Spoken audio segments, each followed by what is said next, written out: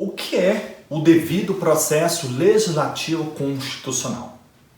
O devido processo legislativo constitucional pode ser definido como o conjunto de regras e princípios estatuídos na Constituição que regulamentam o processo de formação das espécies normativas primárias e cuja inobservância acarretará o surgimento de uma norma viciada, isto é, inválida e, portanto, inconstitucional. É um conceito bem extenso que pode ser resumido assim: em que consiste o devido processo legislativo constitucional? O conjunto de regras e princípios previstos na Constituição que regem o processo legislativo. Você já sabe o que é processo legislativo. Você já sabe o que são regras e o que são princípios. Logo, fica tranquilo, muito fácil de compreender em que consiste o devido processo legislativo constitucional. A questão é, se nós sabemos que o devido processo legislativo constitucional é, portanto, esse conjunto de normas que regem a disciplina normativa do processo legislativo, que é justamente esse conjunto de atos tendentes à elaboração das espécies normativas primárias, nós precisamos compreender qual seria ou quais são as possibilidades constitucionais de se evitar que sejam produzidos atos normativos inválidos, atos normativos inconstitucionais. A importância desse tema, ela se impõe. Percebam, nós podemos fazer uma metáfora. Considere que o ordenamento jurídico brasileiro seja um organismo vivo. Um organismo vivo, ele pode ser contaminado por um vírus, por uma bactéria ou por um fungo. E esse organismo vivo, vamos imaginar uma pessoa, ela pode agir preventivamente ou pode agir repressivamente. Eu estou gravando essa aula em março de 2020. Todos estão vivendo o drama brasileiro da pandemia que teve início na China, chegou à Europa e finalmente no Brasil. No mundo todo, o coronavírus, Covid-19. Olha só, nós estamos reclusos, estamos de quarentena para evitar que esse vírus se expanda e o sistema público de saúde entre em colapso. As autoridades estão dizendo, não há leitos em UTI, não há leitos hospitalares para atender essa demanda. E que o risco de proliferação do vírus, da epidemia, no caso aqui, no território nacional, ela é muito grande. Então, as autoridades estão pedindo que nós tenhamos consciência e ficamos em casa, quem pode ficar em casa. E que só saia se for absolutamente necessário. Qual o objetivo? Prevenção. Lembram da metáfora? Organismo vivo, ordenamento jurídico. Ordenamento jurídico brasileiro. Esta inconstitucionalidade é considerada, ou pode ser considerada, um organismo estranho dentro do ordenamento, que precisa ser de alguma forma extirpado.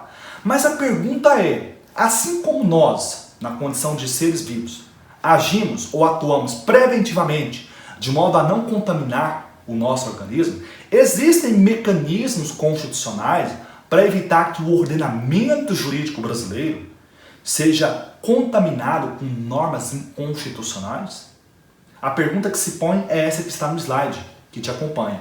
É possível evitar que um ato normativo primário, ainda em fase de elaboração, e que infringe o devido processo legislativo constitucional, ingresse no ordenamento jurídico? Ou seja, os parlamentares estão debatendo um projeto de lei ordinária, um projeto de lei complementar, estão debatendo uma proposta de emenda à Constituição. Ainda não é norma jurídica, ainda não vincula comportamentos. É possível, ainda assim, controlar esses atos, ainda em fase de elaboração?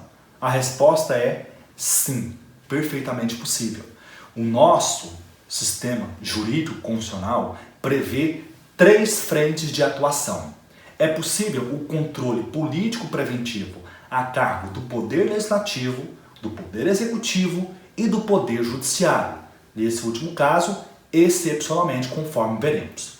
Pelo Poder Legislativo, esse controle político preventivo de constitucionalidade, ele é realizado no âmbito da Comissão de Constituição e Justiça.